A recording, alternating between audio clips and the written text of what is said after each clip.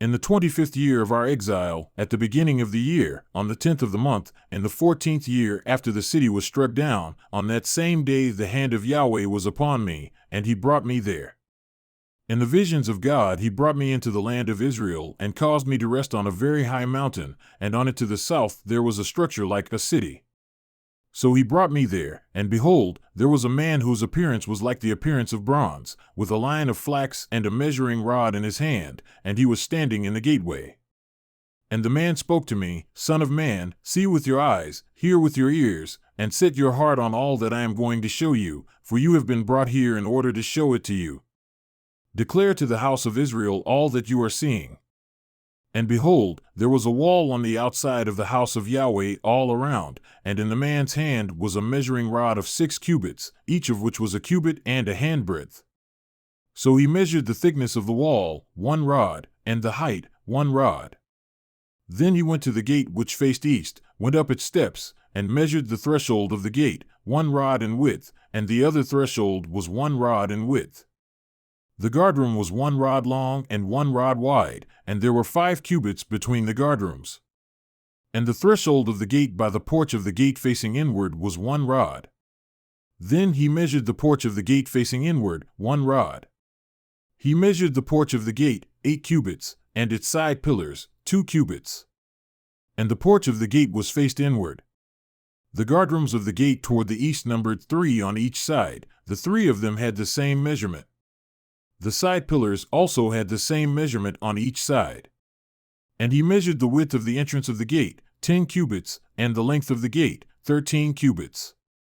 There was a barrier wall 1 cubit wide in front of the guardrooms on each side, and the guardrooms were 6 cubits square on each side.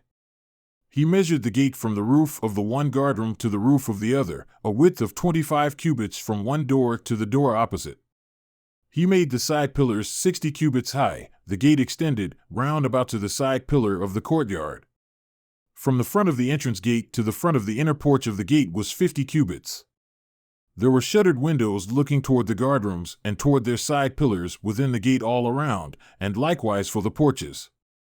And there were windows all around inside, and on each side pillar were palm tree ornaments. Then he brought me into the outer court, and behold, there were chambers and a pavement made for the court all around. 30 chambers faced the pavement. The pavement, that is, the lower pavement, was by the side of the gates, corresponding to the length of the gates. Then he measured the width from the front of the lower gate to the front of the exterior of the inner court, 100 cubits on the east and on the north. As for the gate of the outer court which faced the north, he measured its length and its width.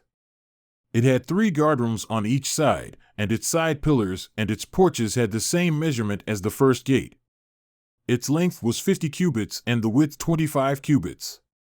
Its windows and its porches and its palm tree ornaments had the same measurements as the gate which faced toward the east, and it was reached by 7 steps, and its porch was in front of them.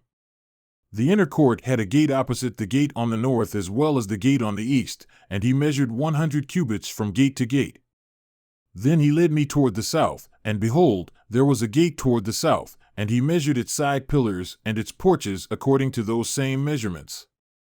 The gate and its porches had windows all around like those other windows. The length was 50 cubits and the width 25 cubits. There were 7 steps going up to it, and its porches were in front of them, and it had palm tree ornaments on its side pillars, 1 on each side. The inner court had a gate toward the south, and he measured from gate to gate toward the south, 100 cubits. Then he brought me to the inner court by the south gate, and he measured the south gate according to those same measurements. Its guardrooms also, its side pillars, and its porches were according to those same measurements. And the gate and its porches had windows all around. It was 50 cubits long and 25 cubits wide. There were porches all around, 25 cubits long and 5 cubits wide. Its porches were toward the outer court, and palm tree ornaments were on its side pillars, and its stairway had 8 steps. Then he brought me into the inner court toward the east. And he measured the gate according to those same measurements.